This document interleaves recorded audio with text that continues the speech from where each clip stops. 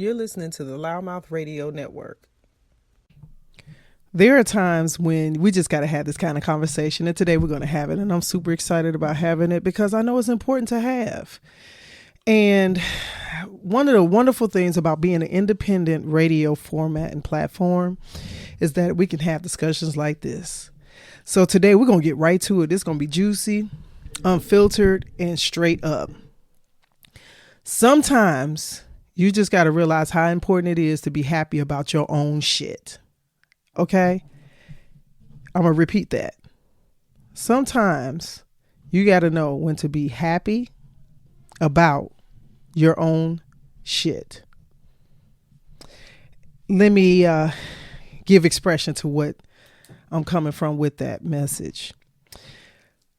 Do you ever have something that you want to do, that you've been inspired to consider to do, create, be a part of, whatever, develop, and you have this wonderful idea and you try to blow it on, you try to share with a friend or tell somebody that you normally talk to about it, and they kind of respond like, okay, yeah, and don't really necessarily get all the momentum of excitement that you have.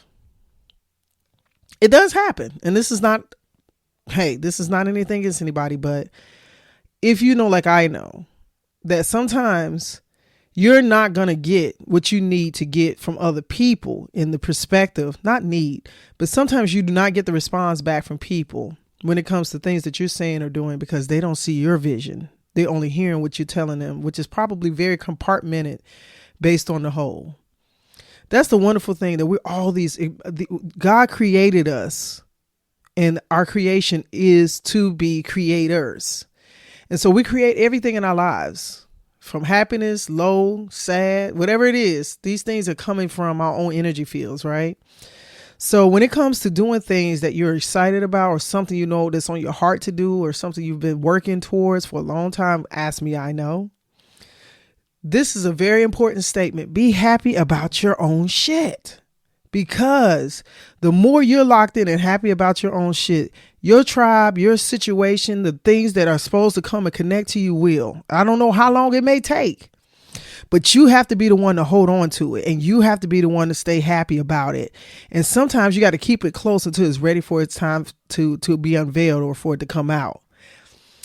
I think that we're in this day and age where people are looking for ways to be and do things that will make them money or to survive. And there's nothing wrong with that. But there's certain things that you do that you know that even if the money may come of it, or it may have some type of fundamental aspect to it that could come from the creation of it, but it holds such a dear part to you that it's important that it's done. Those are the times and those are the moments when you know you need to be happy about your own shit. Y'all, let's get into this conversation. Y'all know what time it is. It's Monday and it's time for Sonny's Money Motivation. Let's go. Welcome to Loudmouth Radio Network. My name is Sonny. As a former professional athlete turned entrepreneur realtor and the producer of Loudmouth Radio Network, I look forward to bringing content to you that empowers, inspires, and entertains you. Tune in each week as we have unscripted and unfiltered talks from entrepreneurship, real estate, politics, entertainment, comedy, LGBTQ topics, day-to-day life, and everything in between. All shows available on demand 24/7 on your favorite podcast platforms.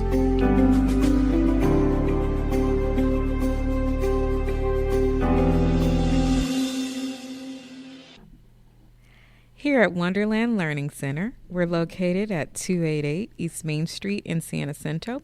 We provide a safe and secure learning environment. We are now enrolling 2 to 5-year-olds with our preschool curriculum. We offer before and after school care. Breakfast, lunch, and snacks are provided. We accept all programs. We are open Monday through Friday from 6 a.m. to 6:30 p.m. Our website is wonderlandlearningcenter.com.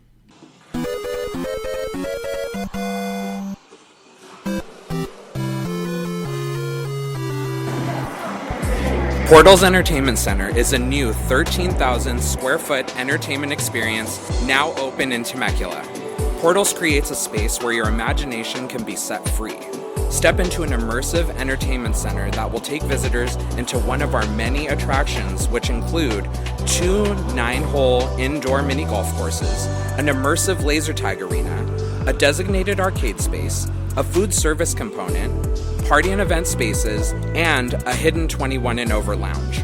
Portals aims to give each visitor a unique experience, taking them to unknown worlds and experiencing an entertainment center like no other. Open 7 days a week, located at 26469 Inez Road in Temecula, California, in between At Home and Temecula Theaters.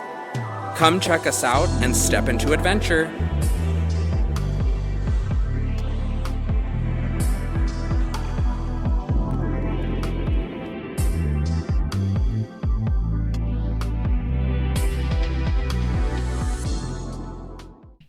So guys, I'm excited about talking about this, and we're going to get right to it. I'm already late as it pertains to my day in doing this. I would typically have wanted to already have this message already in your inboxes, on your phones, in your car, your iPad, wherever you're listening to this podcast platform at. I like to try to give it to you as early as I can on a Monday to get you jump started. But you know what? It don't matter. I'm going to make sure you're getting it today, though. Isn't that important? And this message today just kind of really resonated so much with me that I felt like I think some people need to hear this today. And the fact that we're getting to the latter part of the year, things are shifting as we're going into this political part of the new presidential situation, and people trying to figure out, a lot of different things. We're getting closer to the holidays. So there's all these things that are happening, right? And in the midst of that, we as individuals are doing our own things. We're embellished in our own desires. We're already hoping to be and do the things that we want and set out to do. And in that context of times, there are times when you need to be able to leverage your own positivity, right? And what I mean by that is, if you have something that you're looking to bring about or work on, which I mentioned this in the first part of the introduction, when you've had something that you maybe have been nurturing, or just it can even be an idea or a concept, and you want to see it come into fruition, there are times when people may not necessarily have the same response to what you tell them in conversation or sharing the information or trying to involve other people. That's another time period when it can definitely be challenging. And when you're trying to involve people or trying to get people to sign on or invest or partner up with you, you're opening yourself up, number one, to a vastness of energies, responses, and opinions, right? Now, this is the thing. You may not get the response you want or hear. You just got to remember that this is your vision. Don't let it dissuade you from keep going. Sometimes those people that you are touching may not be the person that's supposed to connect to you at that time. And that's okay. That's the thing I want you to remember, is that is okay. It's not an issue. Because what is for you will be for you. And sometimes our human form thinks that we've chosen or made contact to those who we feel are supposed to be involved. And sometimes spirit will say, nope, not now, not this, not that person, not this space.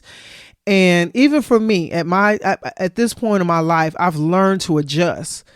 And not all no's mean absolutely not. Sometimes it could be budget constraints. Sometimes it's timing. Sometimes it's too much that's already on the plate of others and they can't be involved or consider it, right? So there's this grain of salt attitude that you got to have as you navigate this type of process. But most importantly, keep going and be happy about your own shit. Because if you keep your own level of energy up, you stay positive. It's like playing tennis and you just hitting the ball. Nope, you got a nope. Nope, I got another nope. Nope, I got another nope. Oop, I got a maybe. Oop, I got a yes. Right? And then you just keep hitting that ball and they're going to just keep coming back to you. And there may be times when nobody is moving. That does not mean that you don't keep going. You have to dig down inside and pull from areas sometimes that you don't even know are there. I think the most important thing is having that quiet space and saying, okay, God, higher power, universe, whatever it is that you keen and lean into, higher self, whatever it is that you're, working to merge into your space. And you sometimes have to be very quiet to understand where you are at this moment and to get that direction.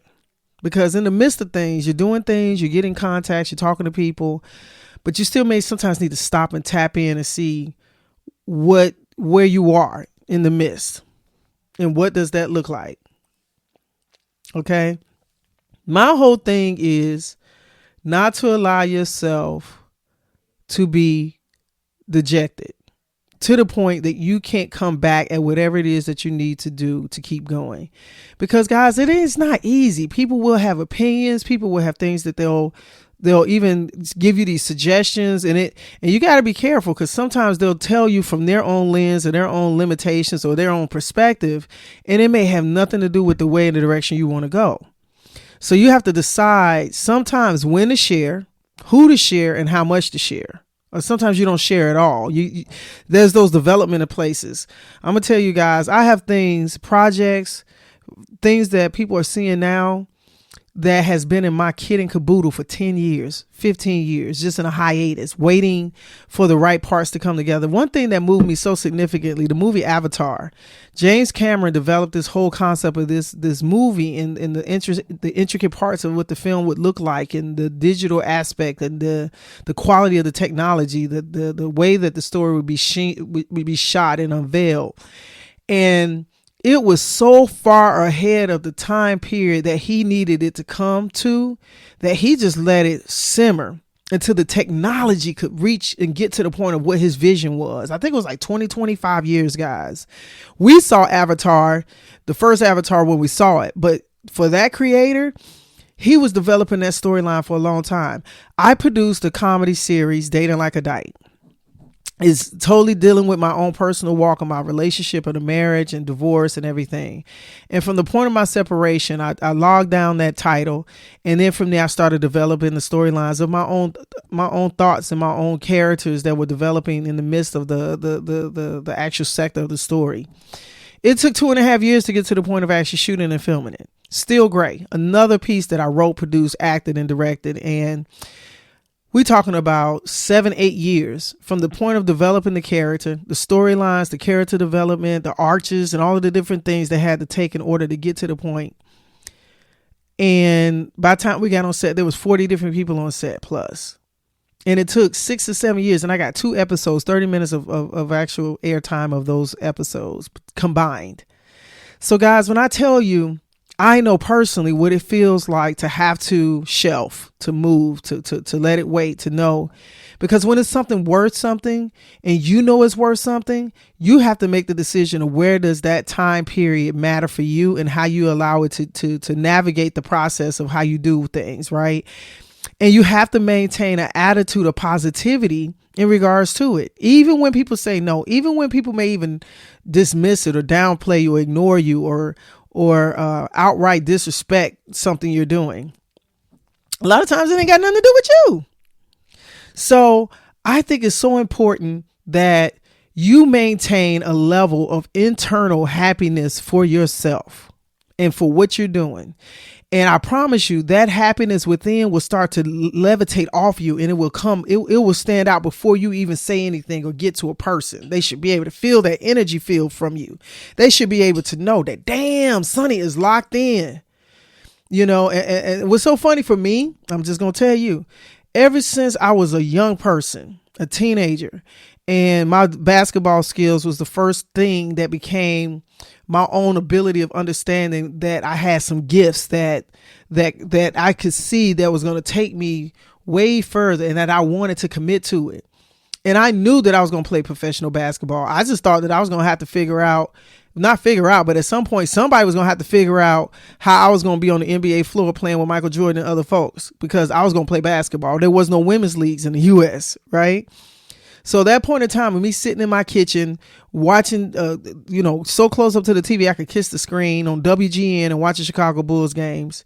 And over the next 10 to 15 years, I get ready and I go off to college. And then guess what? The basketball leagues in the U.S. start developing. The American Basketball League, the ABL, the first league I had opportunity in. And guys, what's amazing is that if you don't know, you don't know. That's just it. You don't know how. Sometimes it's not our responsibility to figure out the how. You just have to have the wherewithal of what you desire and keep focus on that. It's like getting in the car and looking straight ahead. You following that GPS and it's taking you forward. You're not driving backwards. So even for me, I remember when I was in college and I got an invite from the ABL at the time. That league was stronger than the WNBA at the time. They had better salaries. They were playing like NBA rules, regulations. You know, the girls were starting out with salaries $30,000-$40,000. At the same time, you had WNBA that was giving like 10 grand. It was just like crazy. Unfortunately, though, the ABL didn't have the strength to maintain. They folded after 2 seasons, right? But I remember getting this invite. And I had just coming off a strong year of college basketball, got an invite to come out to a camp. And it was from the Columbus Quest, who at the time was the ABL champions. They were the first champions of the league, right? And they were coached by a man by the name of Brian Agler. So Brian was coaching his team, and they had won their first championship. And so they invited me out. I went to Kansas City and stayed on a college campus out there. And to I didn't know what to expect, coming to this combine and getting this invite. And it was the first time, and this was a professional opportunity of exposure. And I still have collegiate eligibility. So I'm just trying to figure it out, and at the time my coaches had not, you got to remember, women's professional basketball in the country was not a thing yet. It was just started really picking up and happening. So at the time, my coaches did not know what or how to take me to that next step. I went to a very small independent art college, and sports was not the forefront. It was already weird. You got this person that's balling out playing for a college that's a non we were like a non-denomination team. We were NAIA, so we could play anybody pretty much. And we were Division III at the time. So I get there, and long and behold, there's 400 some women there. And I'm like, oh my God. So all I can tell you guys is I knew what I could do. I was happy about my own shit because I knew what I could do. But I definitely did not come with the anticipation that it would be 400 something women there. So when we get to the gym, it is stacked. And everybody in that space, like me, want it. They hungry. They desire it. They balling. They have some kind of balling ability, right? And they coming from all walks of life. So we get on the court. We start hooping. They running us. They running assessments. They having us do an agility test. They got us jumping and getting. They recording our vertical jumps. We're running games. We're running teams. They're matching us up, putting us in big, smalls. And at that time, here I am, 5'10". At that time I was about 160, 165 solid. I didn't have no real weight on me. I was straight, just lean, muscle, strength, and strong. But I wasn't short. But I wasn't like the tallest. But for me, I could play point guard. I could play shooting guard. I could play small, big, power forward. I could even play center because I had the jumping ability and the ability to box, and I would get to the ball. I kind of had that Dennis Rodman type of mentality when it came to the boards. So I was kind of being put in all these different scenarios with all these different teams. And, a lot of times when you're in a combine, you really don't know what they're thinking. You just going where they're telling you to go. And so I noticed they would move me to different types of, situations. And I think they were trying to see, okay, is she a guard? Is she, because I could dribble, I could shoot, I could defend, I could jump, I could rebound. So I literally covered all 5 positions. So I was just like this unicorn that they were trying to figure out, okay, do we put her on this and we put her on this? So they put me at guard. Then they would move me at point. Then they would move me to forward. Then they moved me to, power forward. And they could see I could maintain myself in all positions. So then after, about 4 or 5 days, this actual combine ends. I come back to Savannah. I'm in school at Savannah, Georgia, SCAD. And they sent out the assessments. And y'all, when I tell y'all, I couldn't even believe it. When it came back to me, out of 422 women, I was ranked number 22. And they sent me this notification and said to me that, and I want y'all to know, I went to a college that was not known for sports. And so they was literally starting to hold drafts. This was the first league that was doing straight up drafts. So they had already, by the time we went out for the combine, the draft time period to lock in had already, was already assessed. It was already in position. So what they did tell me was that they would put me on their list as a replacement player that could be moved up, as a free agent, basically. So in order for me, so this is the catch. I want y'all to understand this, the significance of this. So as a college athlete, especially at that time, you could not play professional basketball and leave college, play ball. Let's say you get cut, something happens, and let's say they cut you and they don't put you on their final roster. You cannot go back to the college level and reinstate yourself to play. You either have to give up your athletic opportunities as a college student to declare professional, or you stay at the collegiate level and you pursue what options and see what's going on, which is what I decided to do. Thank God. Right. So I really prayed about that thing because, of course, you're looking at the opportunity and I was like, yo, I didn't have an agent. I didn't have anybody representing me. I didn't have anybody to really guide me. So I had to really trust my instincts of how to navigate. I did ask my college coaches at the time, what should I consider to do? And they said, well, just see how, wait it out, see what happens. But something in me said, you know what, just the fact that I got an opportunity to come to this combine, to get assessed like this, I saw the bigger part of the picture. Even if I did not get pulled up, I'm like, damn, I just balled out with some of the most strongest women in the domestic U.S. that came from all around the U.S. to this combine. 422 women, something like that. 418 or 422 women. And I got ranked 22. I was like, dang, that in itself, y'all, was like, wow. Like, how you know about yourself and you confident in what you do? And guys, when I tell you, I know I could hoop. I knew I could hang. I knew I could bang, right? But it was something for someone who did not know you, who was not in your peer group, who was not on the basketball court with you, who was not your teammate, but those who actually were at a professional level making full, true assessments and considerations where they scoped and thought that I was. So that was huge for me. So even if I had nothing else, I had that. So after this was like in the beginning of the school year. So I went back to school and I was actually going into my senior year, and the coach I had at the time decided at that time, y'all ain't gonna believe this, she cut me my senior year of basketball. I don't even know if I've ever told anybody this publicly, but my senior year of basketball, my coach at that time cut me. And I know it had nothing to do with the team, y'all. And I already told you I went to our college, and I'm not saying we had some gifted players, but I think my junior year I was ranked in NCAA basketball and rebounding, 5'10" now. In the entire scope, I got ranked in the top 20 and top 50 NCAA players in basketball, Division III basketball, and rebounding. I think I was averaging like 15, 16 a game. Then I was number one scorer on my team my junior year. I was second in assists, number one in rebounding, probably second or third in steals. So I was on all parts of the stat sheet. And my coach cuts me my senior year after I came back from a professional combine, mind you guys.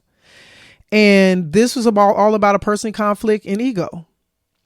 And it was crazy because she knew it. We all knew it. Even the president of the college, who adored our team, adored me, looked absolutely crazy. Like, what's going on here? And so I get cut my senior year in college basketball, guys. So when I tell you that was probably one of the most unbelievable moments to come off a year like that. And then I think I got MVP of the team. No, I ended up doing that. That's okay. I'm going too fast. So I didn't even get the MVP. So this is how I knew the hypocrisy. So one of my teammates, and I'm not saying who, ends up getting MVP that year for points scored. Whatever. And I was on across the whole assist board, y'all. Right. So then to make where it matters worse, I get cut. So the whole season goes by. The December of that year, the ABL league folds in the Columbus Quest. They end up running 2 seasons. So I must be mistaken. That was that was 97. I think it was in 97. So they actually had won the year before, and they had just come off their second championship when they brought me out to the combine, and the league folded that year, that December. It didn't even make it a full season. So thank God I did not declare professional and go and open myself as a free agent or anything like that. Because I could have went free agent even if I wasn't already positioned to go into the draft. So I end up being what we call a 5th year senior. So the following year after that senior year of basketball, that would have been my senior year, the coach is then removed from the school. And our assistant coach becomes the head coach. And we already had a good relationship and everything. And she was very supportive of what I was doing. So the ABL folds. Brian Agler, the coach of the Columbus Quest, he leaves, of course, the ABL folds. So then the WNBA they expand their league to open up additional teams. So Miami Soul, shouts out to Tony Ferrantino and all them boys that was in Miami at that time. The Miami Soul were looking at me, and they opened up the Minnesota Lynx, and the Orlando Pride was also another team that was an expansion team in the WNBA at the time. So Carolyn Peck, the coach of Carolyn Peck, Coach Carolyn Peck was over the Orlando Pride. I can't remember. Tony Ferrantino was involved with Miami Soul. He was a coach for the Miami Heat. And it's so funny because when my first year of college and I was in Palm Beach in Florida, the Miami Heat used to practice at our facilities. And my freshman year, I actually had a little entanglement with this gentleman by the name of Benny Seltzer that used to play for the Miami Heat. He was a rookie. And so I met the entire squad. Manu Bowl was there. This is when all my boys was playing, man. Steve Smith, who I used to be crushing on so bad back in the day. Harold Miner was playing. Steve Smith, not Grant Hill, I can't think of Grant's last name. Glenn Rice. This is when the Heat was stacked. You know what I'm saying? My boy was on the team. John Sally. Shouts out to John Sally. His daughter's name was Bree, which is my nickname with my family. John Sally, cool and crazy as hell. I met John Sally, enjoyed him, and me and Benny kicked it for a few months during that little bit of time. Just, college, nothing serious. Just was dating him a little bit. So Tony Ferrantino, who was the assistant coach of the Miami Soul, so he got involved with with the Miami Heat, became involved with the Miami Soul expansion team. So I had the Miami Soul on the radar. They were looking at me. Orlando Pride had gave me an invite for a training camp for them, and the Brian Agler, he gets picked up by the WNBA to head coach the Minnesota Lynx. So the Minnesota Lynx becomes an expansion team for the WNBA. He becomes the head coach for that. Guess what, guys? So I already told you I got I got invited my junior year. The league folded. I got cut my senior year. The whole season goes by. So I become what we call a 5th year senior. So I still had a year of eligibility, thank God. So I decided to continue to play collegiately. Well, Brian Agler, I have a good senior year. I won MVP of my team, and Brian Agler reaches back out and says, "Yo, let's bring you out to Minnesota for the WNBA combine to come try out for the Lynx." Guys, when I tell y'all, I was like, yo. So the league was still very, very young. The director of operations, Renee, I can't think of Renee's last name, was over the league right then and there. So it was a lot trying to, politically. And if you know anything about professional sports, there's a lot of politics in anything. But professional sports, especially women's basketball, it is so challenging because if you didn't go to a large college, a big name, if you didn't have a big coaching staff that gave, strength in the game and your team was known, it was hard as hell. Y'all, I told y'all I went to an art college, man. And, we could play anybody, but most people did not want to get on a schedule with an art team, NAIA college team, and we whipped that booty. Then you're embarrassed, right? Because we came out here to California, played at Stanford's College. We played like our men played Princeton. You could play all these different schools, whomever. We could play Division I school, but they had to agree to schedule with us. So the WNBA brings me out to the Minnesota Lynx, brings me out to the Minnesota, out there with Mall of America. So one of my old teammates from Palm Beach, shouts out to Tasha McMillan. She was there. We saw each other, hadn't seen each other in like 7-8 years. About 4 years at that time. And we come out there, man, and once again, hundreds of women are out there balling, right? And at this point, the WNBA is starting to establish themselves. Of course, this is Cheryl Swoops, Cynthia Cooper, Lisa Leslie, Teresa Weatherspoon, all of these names that were the face of the WNBA. This was their time. So I got a chance to play with a young lady by the name of Jessica Jackson. And Jessica could hoop. She ended up playing, I think, for Phoenix or something like that. And Kim that went to DePaul, she was a point guard. I can't think of Kim's last name. So you seeing these people, right, that are out here in these they're coming from big schools like Tennessee and Connecticut and, all of these, major colleges that are like known in the basketball world. Because at that time, even now, the college level women's basketball was way stronger than the professional level, right? So we get out there and I do my thing, bang that thing out. I come back from that combine and the WNBA locks out. The players do a lockout and they're striking because they're like, we need benefits. We need stronger this. We need stronger that. So guys, when I tell you the timing, it was crazy. And remember I told y'all, wasn't a lot of options. So I get out of college, undergrad, I decided to go back and start a master's degree because my basketball career was delayed again. So I got accepted into the Savannah College of Art and Design master's program and enrolled in media and performing arts for my first master's coursework. So, months go by and the league is going through their change. I think they may have played part of a season. Maybe a few months, like a month and a half. It was weird. And so I just didn't let it discourage me, guys. I still had to be happy about my own shit. So I was in school and then another opportunity happened. And then in the midst of that, all of these things that I was doing, I told y'all I didn't have a lot of direction. So, thank God my school newspaper, the local article newspapers in Savannah was doing a lot of coverage on me, right?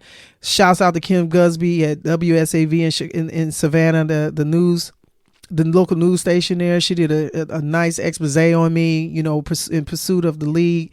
And so an NFL agent sees my stuff, reads the articles, finds out he's hearing the noise and everything. And Clarence Cuthbert, former attorney, now judge in the Savannah, Georgia, and Metro Atlanta area, reaches out to me. He's representing NFL players, and he says, "Hey, I'm interested in maybe representing, some professional women's basketball players, and I've seen a lot about you." He brought me into the office, and he ended up signing me. So he became my agent. Clarence got me in, and he was my first ticket, and he got me overseas. And so I went to Sweden with him, and then that led to me getting to France, where I played professional basketball in France. And so, guys, do you see what I'm talking about? You have to be happy about your own shit.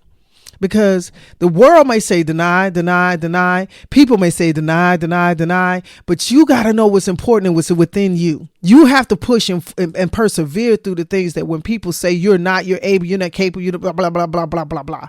People always going to have something to say. People going to always have their opinions. But what you feel, what you know for yourself is what matters. Not the world, not the naysayers. I don't care if they're friends, family, peers, co-workers, it doesn't matter. You have to be happy about your own shit.